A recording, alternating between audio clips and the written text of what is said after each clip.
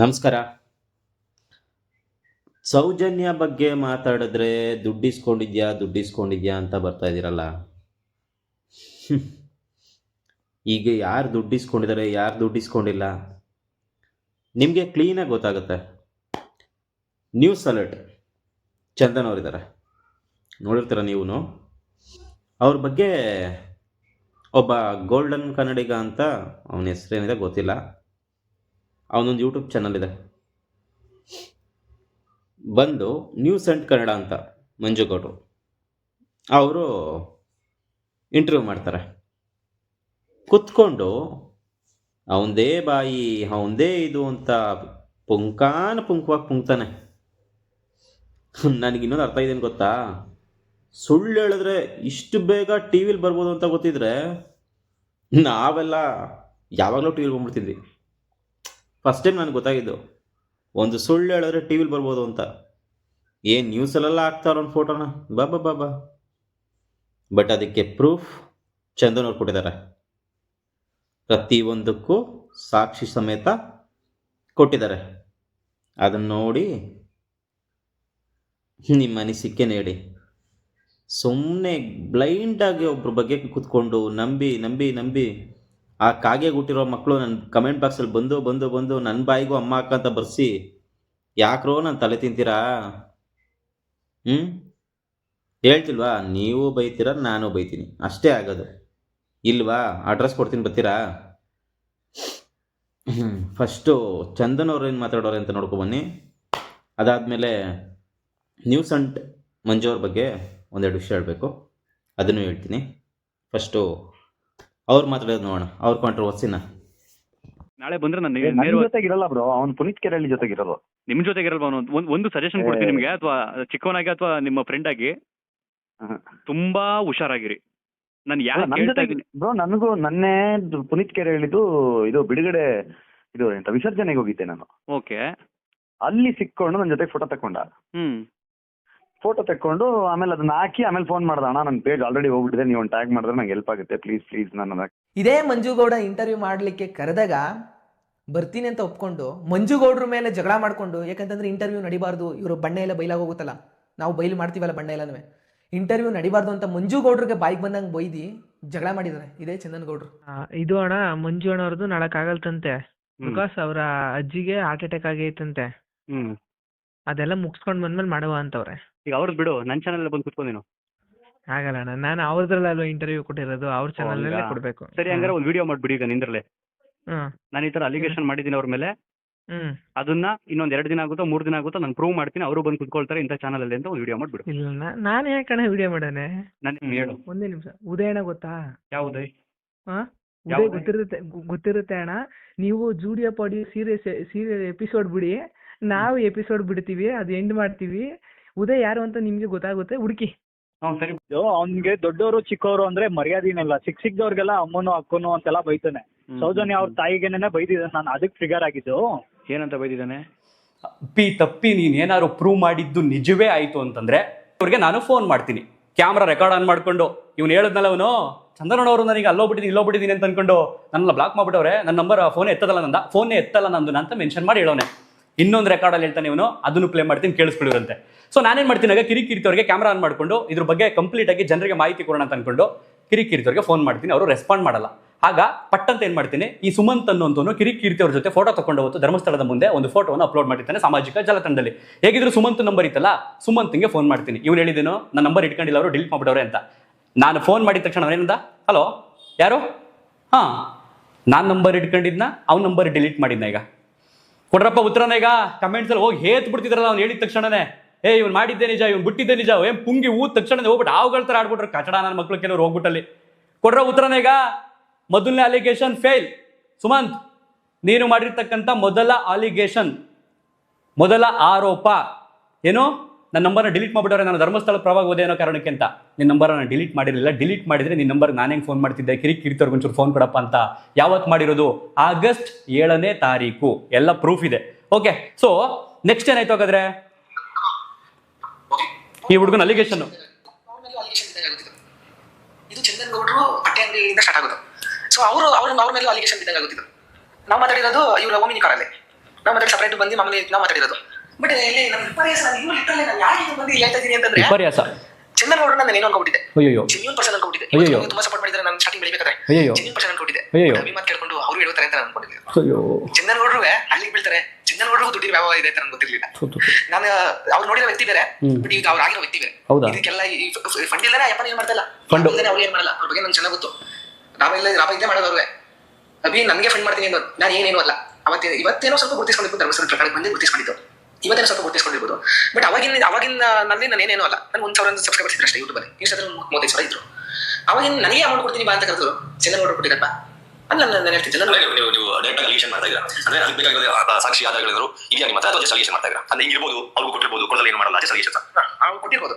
ನನಗೆ ಕೊಡ್ತೀನಿ ಅಂತ ಅಂದರು. ಚಂದನ್ ಗೌಡ್ರ ಹತ್ರ ಮಾತಾಡಿದಾರ ನೋಡಿ. ಚಂದನ್ ಗೌಡ್ರು ಯಾವುದೇ ಪ್ರಕರಣದಲ್ಲಿ ತಗೊಳ್ಳಿ ಫೇವರ್ ಆಗಿ ಯಾವ್ದು ವಿಡಿಯೋ ಮಾಡಿಲ್ಲ. ಆ ವ್ಯಕ್ತಿ ನನ್ನ ಪರ್ಸನಲ್ ಗೊತ್ತಿರೋದಕ್ಕೆ ನಾನು ಇಷ್ಟು ಅಲಿಗೇಷನ್ ಮಾಡ್ತಾ ಇರೋದು. ಯಾಕಂದ್ರೆ ಇವತ್ತು ನನ್ನ ಜೊತೆ ಚೆನ್ನಾಗವ್ರೆ. ಇವತ್ತು ಈ ವಿಚಾರದಲ್ಲಿ ಫೋನ್ ಎತ್ತಾನೆ ಇರ್ಬೋದು, ಧರ್ಮಸ್ಥಳ ವಿಚಾರದಲ್ಲಿ. ಧರ್ಮಸ್ಥಳ ನನ್ನ ಚಡ್ಡಿ ಹಾಕೋತಿದ್ದವನು, ನನ್ನ ಬಟ್ಟೆ ಹಾಕೋತಿದ್ದ, ತುಂಬ ಪರ್ಸ್ನಲಿ ಗೊತ್ತಂತೇನು ಬರ್ತದೆ ಬಾಯಿಗೆ. ಬಟ್ ನಾನು ಲೀಗಲಾಗಿ ಫೈಟ್ ಮಾಡೋ ಸಲುವಾಗಿ ಇವನು ಏನೂ ಕೂಡ ಬೈಯಲ್ಲ. ಇವನಿಗೆ ಮೊದಲಿಗೆ ಥ್ಯಾಂಕ್ಸ್ ಹೇಳ್ತೀನಿ ನಾನು. ಯಾಕೆಂತಂದ್ರೆ ನಾಳೆ ದಿನ ಇನ್ನೊಬ್ಬ ಈ ರೀತಿ ಗಾಳಿಲಿ ಗುಂಡು ಹೊಡೆದ್ಬಿಟ್ಟು ಓಡೋಗುವಂಥ ಪರಿಸ್ಥಿತಿ ಬರಲ್ಲ. ಇವನಿಗೆ ನೀಟಾಗಿ ಕಾನೂನಿನ ಚೌಕಟ್ಟಿನಲ್ಲಿ ನೀನು ಆರೋಪ ಮಾಡಿದರೆ ಅದನ್ನು ಸಾಬೀತು ಮಾಡಪ್ಪ, ನೀನು ಸೇಫ್.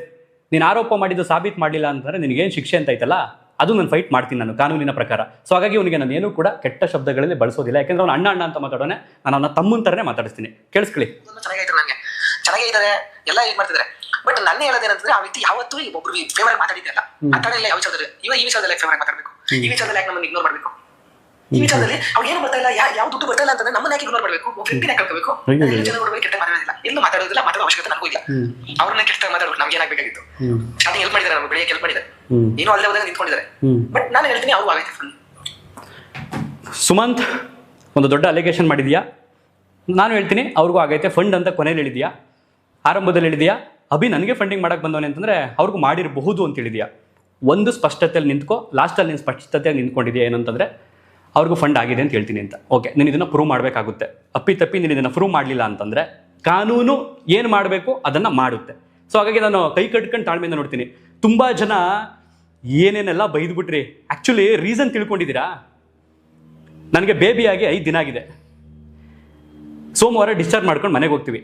ಕೇಳಿಸ್ಕೊಳ್ಳಿ, ಮನೆಗೆ ಹೋದ ತಕ್ಷಣವೇ 6 ಗಂಟೆಗೆ ಯುನೈಟೆಡ್ ಮೀಡಿಯಾ ಅಭಿ ನನಗೆ ಒಂದು ವಿಡಿಯೋ ಲಿಂಕ್ ಕಳಿಸ್ತಾನೆ. ಅಣ್ಣ, ಈ ಸುಮಂತ್ ಅನ್ನೋಂಥವನು ನನ್ನ ಬಗ್ಗೆ ಮಾತಾಡುವಂಥ ಸಂದರ್ಭದಲ್ಲಿ ನಿಮ್ಮ ಮೇಲೆ ಅಲಿಗೇಷನ್ ಮಾಡಿದಾನಣ್ಣ, ಒಂದು ಯೂಟ್ಯೂಬ್ ಚಾನಲಲ್ಲಿ ಮಂಜು ಗೌಡ ಅನ್ನೋಂಥವ್ರು ಸಂದರ್ಶನ ಮಾಡಿರುವಂಥ ಯೂಟ್ಯೂಬ್ ಚಾನಲ್ ಅಂತ ಹುಡುಗ ಕಳಿಸ್ತಾನೆ ನನಗೆ. ನಾನೇನು ಮಾಡ್ತೀನಿ, ಪೂರ್ತಿ ಕುತ್ಕೊಂಡು ನೋಡ್ತೀನಿ. ಇಂಟರ್ವ್ಯೂ ಮಾಡಿರುವಂಥ ಮಂಜು ಗೌಡ ಅವರು 20 ದಿನಗಳ ಹಿಂದೆ ನನ್ನ ಹತ್ರ ಫೋನಲ್ಲಿ ಮಾತಾಡಿರ್ತಾರೆ. ನಾನು ಒಂದು ವೀಡಿಯೋದಲ್ಲಿ ಹೇಳಿರ್ತೀನಿ, ನನಗೆ ಗೊತ್ತಿರ್ತಕ್ಕಂಥ ಪತ್ರಕರ್ತರು ಕೆಲವರು ಕೇಳಿದ್ರು, ಐ ಥಿಂಕ್ ನೀವು ಮಿಸ್ಲೀಡ್ ಆಗಿದ್ದೀರಿ ಅಂತ ಅನ್ಸುತ್ತೆ ಈ ಒಂದು ವಿಚಾರದಲ್ಲಿ ಅಂತ. ನಾನು ಯಾವ ಕಾರಣಕ್ಕೂ ಮಿಸ್ಲೀಡ್ ಆಗಿಲ್ಲ. ಆ ಥರ ನಾನೇನಾದ್ರು ತಪ್ಪು ಮಾಡಿದ್ದೀನಿ ಅಂತ ಗೊತ್ತಾರೆ ರಾಜ್ಯದ ಜನರ ಕ್ಷಮೆ ಕೇಳ್ತೀನಿ ಬ್ರದರ್. ಆ ಥರ ತಪ್ಪು ಈ ಕ್ಷಣದವರೆಗೂ ನಾನು ಮಾಡಿಲ್ಲ ಅಂತ ಹೇಳಿದೆ. ಅವ್ರಿಗೆ ಓಕೆ ಹಾಗಾದರೆ ನಿಮ್ಮ ದಾರಿ ನಿಮಗೆ, ನಮ್ಮ ದಾರಿ ನಮಗೆ ಅಂತ ಬಿಟ್ಟಾಕಿದ್ರು. ಅದೇ ವ್ಯಕ್ತಿ ಈ ಸುಮಂತ್ ಅನ್ನುವಂಥ ಹುಡುಗನ ಕೂರಿಸ್ಕೊಂಡು ಇಂಟರ್ವ್ಯೂ ಮಾಡಿರೋದು, ಈತ ಆರೋಪ ಮಾಡಿರೋದು. ಅದಾದಮೇಲೆ ನಾನೇನು ಮಾಡ್ತೀನಿ, ಸೀದಾ ಮಂಜು ಗೌಡ ಅವರಿಗೆ ಹೆಚ್ಚು ಕಡಿಮೆ ನಾನು ಪ್ಲೇ ಮಾಡ್ತಾ ಇದ್ದೀನಿ, ನೋಡ್ಬೋದು ನೀವು, 17 ಸಲ ಕಾಲ್ ಮಾಡ್ತೀನಿ. ಯಾವಾಗ ಇಂಟರ್ವ್ಯೂನ ನೋಡಾಯ್ತಲ್ಲ ನಾನು 17 ಸಲ ಕಾಲ್ ಮಾಡ್ತೀನಿ. ಅವರು ಮತ್ತೊಂದು ಕರೆಯಲ್ಲಿ ಕಾರ್ಯನಿರತರಾಗಿದ್ದಾರೆ ಅಂದರೆ ಬರ್ತಾ ಇತ್ತು. ಬಹುಶಃ ನಾನಾಗಿದ್ರೆ ಒಂದು 5-6 ಕಾಲು ಬರ್ತಾನೆ ಇದೆ, ಯಾರೋ ತಡೆಯಪ್ಪ ಒಂದು 2 ನಿಮಿಷ ಅರ್ಜೆಂಟ್ ಏನಿರಬೇಕು ಅಂತ ಅಂದ್ಬಿಟ್ಟು ಪಿಕ್ ಮಾಡಿಬಿಡ್ತಿದ್ದೆ, ರೆಸ್ಪಾಂಡ್ ಮಾಡ್ತಿದ್ದೆ. ಬಟ್ ಅವ್ರು 17 ಕಾಲ್ ಬಂದರು ಅಂದರೆ 40 ನಿಮಿಷ, ಸತತ 40 ನಿಮಿಷ ಆದ್ರೂ ಅವರು ರೆಸ್ಪಾಂಡ್ ಮಾಡೋದಿಲ್ಲ. ಅದಾದಮೇಲೆ ಅವರು ಫೋನ್ ಮಾಡ್ತಾರೆ.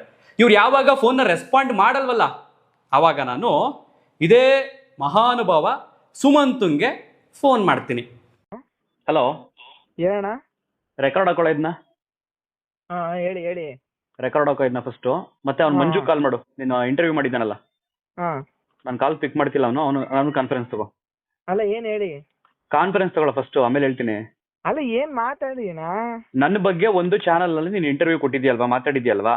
ಹಾಂ ಮಾತಾಡಿದ್ದೀನಿ. ಯಾರಿಗೆ ಕೊಟ್ಟಿದ್ಯಾ ಅದು ಇಂಟರ್ವ್ಯೂನ? ಮಂಜು ಅವ್ರಿಗೆ. ಅವನಿಗೂ ನಿನಗೂ ಇಬ್ರಿಗೂ ಕ್ಲಾರಿಟಿ ಬೇಡಬೇಕಾ? ಹಾಂ ಕ್ಲಾರಿಟಿ ಕೊಡಿ. ತಗೋ ಲೈನ್ಗವನ್ನ, ಹಾಂ ತಗೊಳ್ಳೋ ಲೈನ್ಗವನ್ನ. ಅವ್ರು ನೀವು ನನಗೆ ಕ್ಲಾರಿಟಿ ಕೊಡಿರೇನಾ?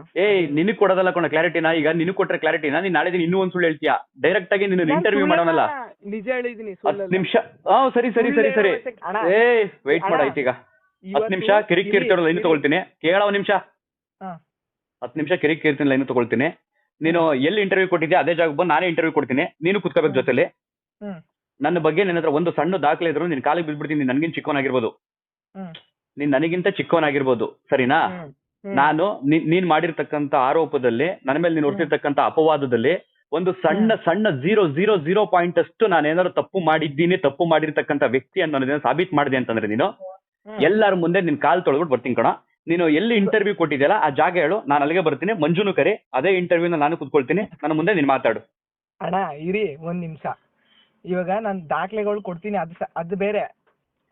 ನೋಡ ಇಲ್ಲಿ ನೀನ್ ಯಾವ್ಯಾವ ದಾಖಲೆ ಸಬ್ಮಿಟ್ ಮಾಡ್ತೀಯ ಗೊತ್ತಿಲ್ಲ. ಮಾತಾಡ್ತಾ ಇದೀರಲ್ಲ, ಇಷ್ಟು ಧರ್ಮಸ್ಥಳದ ವಿರುದ್ಧ ಹಂಗೆ ಹಿಂಗೆ ಅಂತ ಮಾತಾಡ್ತಾ ಇದೀರಲ್ಲ. ಅದ್ರ ಬಗ್ಗೆನೇ ಕುತ್ಕೊಂಡು ಮಾತಾಡೋಣ, ಬಾರೋ ನೇರವಾಗಿ ಕುತ್ಕೊಂಡ್ ಮಾತಾಡೋಣ. ಈಗ ಕೊಡಕ್ಕಾಗುತ್ತಾ? ಯಾವ್ದ್ರ ಬಗ್ಗೆನೋ ಏನ್ ಮಾತಾಡಿದ್ದೀನಿ ನಾನು? ಅಭಿನು ಕರ್ಕ ಬನ್ನಿ ಅಣ್ಣ. ಒಂದ್ ನಿಮಿಷ ಕೇಳೋ ಇಲ್ಲಿ, ನೀನ್ ನನ್ನ ಬಗ್ಗೆ ಮಾತಾಡಿದ್ಯಾ ಕಣ? ಕೇಳೋ ಒಂದ್ ನಿಮಿಷ ಇಲ್ಲಿ, ನೀನು ನನ್ನ ಬಗ್ಗೆ ವಿರುದ್ಧ ಮಾತಾಡಿದ್ದೀನಿ ಅಂತ ಹೇಳಿದ್ಯಲ್ವಾ? ವಿರುದ್ಧ ಏನ್ ಮಾತಾಡಿದ್ದೀನಿ ಹೇಳ? ಈಗ ನಿನ್ನೆ ಕೇಳ್ತೀನಿ. ಈಗ ಏನ್ ವಿರುದ್ಧ? ನಾನ್ ಧರ್ಮಸ್ಥಳದ ವಿರುದ್ಧ ಮಾತಾಡಿದ್ದೀನಿ ಅಂತ ನೀನ್ ಹೇಳ್ತಾ ಇದೆಯಲ್ವಾ? ವಿರುದ್ಧ ಏನ್ ಮಾತಾಡಿದ್ದೀನಿ ಇದುವರೆಗೆ ನಾನು ಮಾಡಿರ್ತಕ್ಕಂಥ ವಿಡಿಯೋದಲ್ಲಿ ಒಂದು ಹೇಳು. ಅಲ್ಲ, ಆ ಮೂಳೆ ಈ ಮೂಳೆ ಸಿಕ್ಕವೆ. ಅದು ಧರ್ಮಸ್ಥಳದ ವಿರುದ್ಧನಾ? ಅದು ಧರ್ಮಸ್ಥಳದ ವಿರುದ್ಧನೇನು? ಅಣ್ಣ ನಿನ್ನ ನಾನು ಇವತ್ತಿನ ನೋಡ್ತಾ ಇಲ್ಲ ಅಣ್ಣ. ಧರ್ಮಸ್ಥಳದ ವಿರುದ್ಧ ಹೇಗಾಗುತ್ತದೋ? ಧರ್ಮಸ್ಥಳದ ವಿರುದ್ಧ ಹೇಗಾಗುತ್ತದೋ? ಕೇಳೋ ಇಲ್ಲಿ, ಧರ್ಮಸ್ಥಳ ನೀನ್ ಕೇಳಿ ಪ್ರಶ್ನೆಗೆ ಉತ್ತರ ಕೊಡ್ತಾ ಇದ್ದೀನಿ. ಫಂಡ್ ಮಾಡಿದ್ದೀನಿ ಅಂತ ಅಭಿ ಹೇಳಿದ್ದಣ್ಣ ನನಗೆ. ಅಭಿ ಹೇಳಿದ್ನಾ? ಇಂಟರ್ವ್ಯೂ ಕೂತ್ಕೊಳ್ಳೋಣ ಅಣ್ಣ. ಒಂದ್ ನಿಮಿಷ, ನನಗೆ ಫಂಡ್ ಮಾಡಿದ್ದೀನಿ ಅಂತ ಅಭಿ ಹೇಳಿದ್ನಾ? ಅಭಿ ಹೇಳ್ದ. ನನ್ನ ತಾಯಿನೂ ಕರೆಸ್ತೀನಿ ಎದುರುಗಡೆ. ಅಭಿ ಅವ್ರ ತಾಯಿನೂ ಕರೆಸ್ತೀನಿ, ನಿನ್ ತಾಯಿನೂ ಕರೆಸ್ಬೇಕು ನೀನು. ಸರಿ ಆಯ್ತು. 3 ಜನರು ತಾಯಿ ಕೂರಿಸ್ಕೊಂಡು ನಮ್ಮ ಅಮ್ಮದಿರು ಕಟ್ಟಿರ್ತಾರಲ್ಲ ತಾಳಿ, ಅದನ್ನ ಮುಟ್ಸಿ ಪ್ರಮಾಣ ಮಾಡೋಣ ನಮ್ಮ ಮಂಡ್ಯದಲ್ಲಿ. ಅದ್ ಭಗವಂತ ಸರ್ವನಾಶ ಮಾಡ್ಬಿಡ್ತಾನೆ ತಪ್ಪು ಮಾಡಿದವ್ರನ್ನ. ಸರಿ. ಈಗ ನೀನು ಫಸ್ಟ್ ಅಲಿಗೇಷನ್ ಮಾಡಿರೋದು ನನ್ನ ಮೇಲೆ. ಚಂದನ್ ಗೌಡ್ರು ಲಾಭ ಇಲ್ಲದೆ ಯಾವ ಕೆಲಸನೂ ಮಾಡಲ್ಲ, ನಾನು ತುಂಬಾ ದಿನದಿಂದ ನೋಡಿದೀನಿ ಅವ್ರನ್ನಂತ ಒಂದು ಅಲಿಗೇಷನ್ ಮಾಡಿದ್ಯಾ? ಕೇಳೋ ಒಂದ್ ನಿಮಿಷ, ಕೇಳೋ ಒಂದ್ ನಿಮಿಷ, ಕೇಳಿಸ್ಕೊಳ್ಳೋ ಒಂದ್ ನಿಮಿಷ.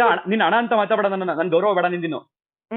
ನನಗೆ ನಿನ್ನ ಗೌರವ ಬೇಡ. ನಂದು ಕ್ವಶನ್ ಇಷ್ಟೇ, ನನ್ನನ್ನ ನೀನ್ ಎಷ್ಟು ಹತ್ರದಿಂದ ನೋಡಿದ್ರೆ ನನಗಂತೂ ಗೊತ್ತಿಲ್ಲ. ಅವ್ನ ನಮ್ಮನ್ನ ಇರೋ ತನಕ ನೀರ್ ದುಡ್ಡು ಬದುಕಿರೋನು, ಹಸ್ಕೊಂಡಿದ್ರು ನೀರ್ ಕುಡಿದ್ಬಿಟ್ಟು ಬದುಕ್ತೀನಿ ಹೊರತು ಕಂಡವ್ರ ಕಕ್ಕ ತಿಂದು ಬದುಕ್ತಾನಲ್ಲ ನಾನು ಯಾವತ್ತೂ. ಸರಿನಾ? ಒಂದು ಕ್ಲಾರಿಟಿ ನಿನಗೆ. ನೀನ್ ಏನ್ ಹೇಳಿದ್ಯಾ?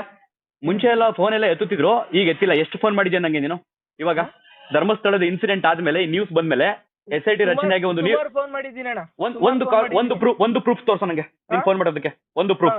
ಸುಮಾರು ಮಾಡಿದೀನಿ, ನೀವೇ ಸುಮಾರು ಮಾಡಿದ್ರೆ ಪ್ರೂಫ್ ತೋರ್ಸೋ. ಈಗ ಹೆಚ್ಚು ಕಡಿಮೆ ಈ ಇನ್ಸಿಡೆಂಟ್ ಸ್ಟಾರ್ಟ್ ಆಗಿದ್ದು ಜುಲೈಯಿಂದಲ್ವೇನೋ? ಇರೇಣ ಒಂದ್ ಬಟ್ಟೆ ಅಂಗಡಿಗೆ ಓಪನ್ ಕರೀತಿದ್ರಿ, ನೀವು ಶ್ರೀಮಂತ ಮಾಡ್ದೆ ಕರೀಲಿಲ್ಲ, ಅದಕ್ಕೆ ಅನ್ಕೋಬೇಕು? ಕೇಳಿಸ್ಕೊ, ನನ್ಗೆ ಅನಾವಶ್ಯಕವಾಗಿ ನಿನ್ ಶ್ರೀಮಂತಕ್ಕೆ ನನ್ ಪರ್ಸನಲ್ ಮ್ಯಾಟರ್ ಅದು. ನಾನು ಕರೆದ್ರೆ ಕರಿಬಹುದು, ಬಿಟ್ರೆ ಬಿಡ್ಬೋದು. ಕೇಳಿಸ್ಕೊ ನಿಮಿಷ. ಈಗ ನೀನು ನನಗೆ ಫೋನ್ ಎಲ್ಲ ಎತ್ತುತ್ತಿದ್ರು, ಇವಾಗ ಎತ್ತುತ್ತಿಲ್ಲ ಅಂದ್ರೆ ಎಷ್ಟು ಫೋನ್ ಮಾಡಿದ್ಯಾ ನಂಗೆ ಅದನ್ನ ಹೇಳು ಫಸ್ಟ್. ನನಗೆ ಎಷ್ಟು ಸಲ ಒಂದು ಪ್ರೂಫ್ ಕೊಡ್ ನಂಗೆ. ನನ್ನ ಹತ್ರ ಕಾಲ್ ಲಿಸ್ಟ್ ಇದೆ, ನನ್ನ ಹತ್ರ ಜುಲೈ ತಿಂಗಳಿಂದ ಕಾಲ್ ಲಿಸ್ಟ್ ಇದೆ ಯಾರ್ಯಾರ ಹತ್ರ ಮಾತಾಡಿದ್ದೀನಿ ಅಂತ. ನೀನ್ ನನಗೆ ಒಂದು ಪ್ರೂಫ್ ಕೊಡ್ಬೇಕು. ಸುಮ್ನೆ ಗಾಳಿಲಿ ಗುಂಡೋಡಿ ಬೇಡ ಮಗ. ನಾನು ಲೀಗಲ್ ಆಗಿ ನಿಂತ್ಕೊಂಡು ನಾನು ಫೈಟ್ ಮಾಡ್ತೀನಿ ಅಂತಂದ್ರೆ ಅಭಿ ಹೇಳಿದ್ದೋಣ. ಅಭಿ ಹೇಳಿದ್ಬೇಡ. ಈಗ ಅಭಿದ್ ಬಿಡು, ಅಭಿದ್ಕು ಬರ್ತೀನಿ. ಈಗ ಅಭಿದಕ್ಕೆ ಕೇಳೋ ನಿಮಿಷ ಅಭಿದಕ್ ಬರ್ತೀನಿ ನಾನು. ಫಸ್ಟ್ ನೀನು ಚಂದನ ಫೋನ್ ಎತ್ತುತ್ತಲ್ಲ ಅಂತ ಹೇಳ್ದಲ್ಲ, ನೀನು ಯಾವಾಗ ಮಾಡಿದ್ದೆ ನಂಗೆ? ಅಣ್ಣ ಕೇಳಿ ಇಲ್ಲಿ, ನಾವು ನಮ್ ರೇಂಜ್ ಅಲ್ಲಿ ಇರೋರ್ ಜೊತೆ ಮಾತಾಡ್ತೀವಿ, ನಮ್ಗಿಂತ ಚಿಕ್ಕವ್ರ ಜೊತೆ ಮಾತಾಡ್ತೀವಿ, ನಮ್ಗಿಂತ ದೊಡ್ಡವರು ನಮ್ದಿಕ್ಕೆ ದೊಡ್ಡ ರೇಂಜ್ ಅವ್ರ ಜೊತೆ ಮಾತಾಡಲ್ಲ. ಇದು ನೀವ್ ಹೇಳಿದ್ ಮಾತೇನೆ, ಅದು ಇಷ್ಟೇ. ಕೇಳಿಸ್ಕೊಂಡ್ರೆ ಈಗ ಏನ್ ಹೇಳ್ದವನು? ಅಣ್ಣ ಅಣ್ಣ ಅಣ್ಣ ಅಂತ ಮಾತಾಡ್ತಿದ್ದಾನೆ, ಭಯಭೀತನಾಗಿದ್ದಾನೆ, ಯಾಕೋ ಗೊತ್ತಿಲ್ಲ. ನಾನು ಹೇಳ್ತಾ ಇದ್ದೀನಿ, ನೋಡಪ್ಪ ನೀನು ಇಂಟರ್ವ್ಯೂ ಕೊಟ್ಟಿದ್ಯಾ, ನನ್ನ ಬಗ್ಗೆ ಅಲಿಗೇಷನ್ ಮಾಡಿದ್ಯಾ, ಸರಿ ನಾನು ಬರ್ತೀನಪ್ಪ ಅದೇ ಚಾನಲ್ಗೆ, ಕೂತ್ಕೊಂಡು ಮಾತಾಡೋಣ. ನಿನ್ನ ಹತ್ರ ಏನು ದಾಖಲೆಗಳಿದೆ ಅದನ್ನು ತೊಗೊಂಡು ಬಾ. ತಪ್ಪಿ ನೀನು ಮಾಡಿ ಪ್ರೂವ್ ಆಯಿತು ಅಂತಂದರೆ ಅದೇ ವಿಡಿಯೋದಲ್ಲಿ ಲೈವ್ ಆನ್ ಮಾಡಿಸ್ಕೊಂಡು ನಿನ್ನ ಕಾಲು ತೊಳೆದ್ಬಿಟ್ಟು ನನ್ನ ತಲೆಗೆ ನೀರು ಹಾಕೊಂಬತ್ತೀನಿ ಕಣೋ, ನಮ್ಮ ತಪ್ಪಾಯಿತು ಅಂತಂದ್ರೆ ಅವ್ನು ಹೇಳ್ತಾನೆ, ಅಣ್ಣ ಅವ್ರು ಕರೆಸಿ ಇವ್ರು ಕರೆಸಿ, ನಾನು ಯಾಕೋ ಅವ್ರಿಗೆ. ಕೇಳಿಸ್ಕೊಂಡ್ರಲ್ಲ ಇಷ್ಟೊತ್ತರ್ಗು ಯಾರು ಸುಳ್ಳು ಯಾರು ಸತ್ಯ ಅಂತ. ಇಷ್ಟೇ ಅಲ್ಲ, ಇದಕ್ಕಿಂತ ಒಂದು ಶಾಕಿಂಗ್ ಇದೆ, ಅದನ್ನು ಕೂಡ ಕೇಳಿಸ್ತೀನಿ. ಈ ಅರ್ಧ ಬುದ್ಧಿವಂತರಿಗೆ ಇನ್ನು ಅರ್ಧ ಸತ್ತ ಪ್ರಜೆಗಳಿಗೆ ಅರ್ಥ ಮಾಡಿಸ್ಬೇಕಾದೇನು ಗೊತ್ತಾ? ಬುದ್ಧಿವಂತರಿಗೆ ಅರ್ಥ ಆಗುತ್ತೆ, ಸತ್ತ ಪ್ರಜೆಗಳಿದ್ದಾರೆ ಗೊತ್ತಾ, ಅವ್ರುಗಳಿಗೆ ಎಷ್ಟು ಹೇಳೋರು ಅರ್ಥ ಆಗಲ್ಲ. ಪೇಮೆಂಟ್ ಅಂತಾರೆ. ಇವಾಗ ಪ್ರೂಫ್ ಇದೆ, ಇದನ್ನೆಲ್ಲ ಯಾರು ಮಾಡಿಸಿದ್ರು, ಹೆಂಗೆ ಮಾಡಿಸಿದ್ರು ಅಂತ, ಅದು ಸ್ವಲ್ಪ ನೋಡ್ಕೊಂಬನ್ನಿ. ಇನ್ಸ್ಟಾಗ್ರಾಮ್ನಲ್ಲಿ ಮೆಸೇಜ್ಗಳು ಬರೋದಕ್ಕೆ ಶುರುವಾಯ್ತವೆ. ಪ್ಲೇ ಮಾಡ್ತಾ ಇದ್ದೀನಿ, ನೋಡ್ಬೋದು ನೀವೀಗ. ಇನ್ಸ್ಟಾಗ್ರಾಮ್ನಲ್ಲಿ ಬಂದಿರತಕ್ಕಂಥ ಮೆಸೇಜ್ಗಳನ್ನು ಒಂದೊಂದಾಗಿ ಆಗ್ತಾ ಹೋಗ್ತೀನಿ. ಅಣ್ಣ ನಿಮ್ಮ ಹತ್ರ ಮಾತಾಡಬೇಕು, ಸುಮಂತ್ ಗೌಡ ಅನ್ನೋ ಹುಡುಗನ ಬಗ್ಗೆ ಪ್ಲೀಸ್ ರಿಪ್ಲೈ ಮಾಡಿ ಅಂತ ಆಗ್ತಾರೆ. ನಾನು ಹೇಳಿ ಏನು ವಿಷಯ ಅಂತ ಹೇಳ್ತೀನಿ. ಅಣ್ಣ ಸುಮಂತ್ ಗೌಡ ಅನ್ನೋ ಹುಡುಗ ಬಗ್ಗೆ ಹೇಳಬೇಕಿತ್ತು ನಿಮಗೆ ಅಂದಾಗ ನಾನು ಹೇಳಿ ಅದೇನು ಅಂತೀನಿ. ಅಣ್ಣ ಕಾಲ್ ಮಾಡಲಣ್ಣ ಅಂತಾರೆ. ಇಲ್ಲ ಪ್ಲೀಸ್ ಟೆಕ್ಸ್ಟ್ ಮಾಡಿ, ಐ ಆಮ್ ಇನ್ ಹಾಸ್ಪಿಟಲ್ ಅಂತ ಕಳಿಸ್ತೀನಿ, ಮೆಸೇಜ್ ಮಾಡಿ ಹೇಳಿ ಅಂತ ಹೇಳ್ತೀನಿ. ಸರಿ ಅಣ್ಣ ಅಂತ ಹೇಳ್ಬಿಟ್ಟು ಹೇಳ್ತಾರೆ. ಅದಾದಮೇಲೆ ಏನು ಹೇಳ್ತಾರೆ, ಆದರ್ಶ ಬಾರ್ ಆ್ಯಂಡ್ ರೆಸ್ಟೋರೆಂಟಲ್ಲಿ ಇದೇ ಹುಡುಗ ಸುಮಂತ 3 ತಿಂಗಳಿನಿಂದ ಕೆಲಸ ಮಾಡ್ತಿದ್ದ ನಾಗರಬಾವಿಯ ಮಾಳ್ಗಾಳದಲ್ಲಿ. ಈತ ಇನ್ಸ್ಟಾಗ್ರಾಮ್ ಮತ್ತು ಯೂಟ್ಯೂಬ್ನಲ್ಲಿ ಆಕ್ಟಿವ್ ಆಗಿದ್ದ.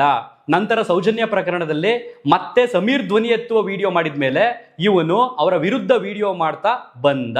ನಂತರ ಆ ವಿಡಿಯೋ ಮಾಡ್ತಾ ಬಂದಂಥ ವಿಡಿಯೋ ತುಣುಕುಗಳು ಯಾವಾಗ ವೈರಲ್ ಆಯಿತೋ ಅದಾದಮೇಲೆ ಕಳೆದ 45 ದಿನಗಳ ಹಿಂದೆ ಕಿರಿಕೀರ್ತಿ ಅನ್ನುವ ವ್ಯಕ್ತಿ ಮತ್ತು ಧರ್ಮಸ್ಥಳದ ಕೆಲವು ದೊಡ್ಡ ವ್ಯಕ್ತಿಗಳು ಈ ಹುಡುಗನಿಗೆ 2 ಲಕ್ಷಗಳನ್ನು ಕೊಟ್ಟು ಇನ್ನೂ ಹೆಚ್ಚು ವಿಡಿಯೋ ಮಾಡು ಎಂದು ಹೇಳಿ ಕೆಲಸ ಬಿಡಿಸಿ ತಮ್ಮ ಜೊತೆಗೆ ಕರೆದುಕೊಂಡು ಹೋಗಿದ್ದಾರೆ.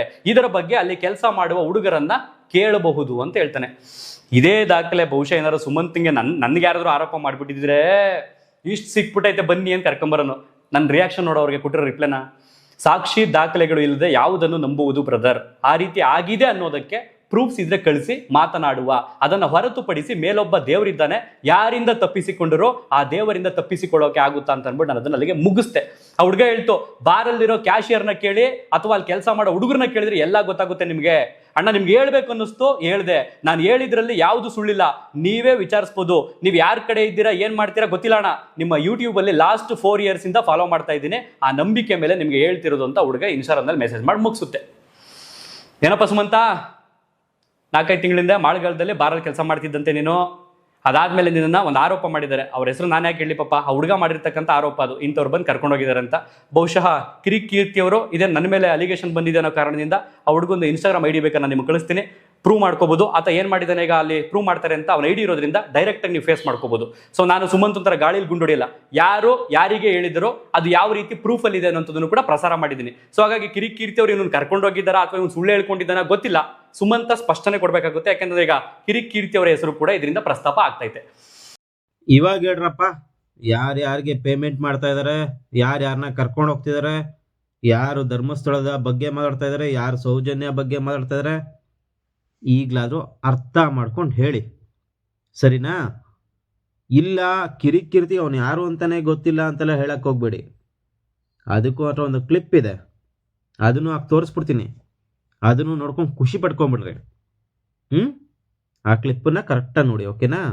ಅವನೇ ಹೇಳವನೇ ಅವ್ರ ಬಾಸ್ ಯಾರು ಅಂತ, ನೋಡ್ಕೊಬರ್ರಿ.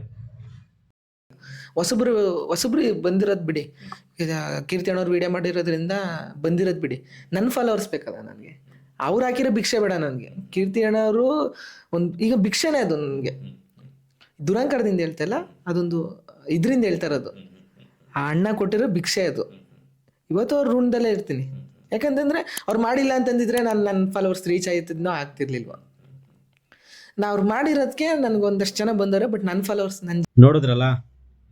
ಇವಾಗ ಹೋಗಿ ನನಗೆ ಗೊತ್ತು ಕಾಯಿ ಗುಟ್ಟಿರೋ ಮಕ್ಕಳು ಬಂದ್ಬಿಟ್ಟು ಇಲ್ಲಿ ಕಕ್ಕ ಮಾಡಿ ಹೋಗ್ತವೆ ಅಂದ್ಬಿಟ್ಟು, ಕಾಯಿ ಗುಟ್ಟಿರೋರೆ ಬಂದು ಮಾಡ್ಕೊಂಡು ಹೋಗ್ರಿ. ಬಟ್ ನಾನೊಂದು ಹೇಳಬೇಕು, ನ್ಯೂಸೆಂಟ್ ಮಂಜು ಅವ್ರ ಬಗ್ಗೆ ಆ್ಯಕ್ಚುಲಿ ನಾನು ನೋಡ್ದಂಗೆ ನಾನು ತುಂಬ ಜನಕ್ಕೆ ಮೆಸೇಜ್ ಮಾಡಿದ್ದೀನಿ, ನನಗೆ ರಿಪ್ಲೈ ಮಾಡೋದು ಅವರೊಬ್ಬರೇ. ಸೊ ಅದರಿಂದ ಲವ್ ಯು ಬ್ರೋ.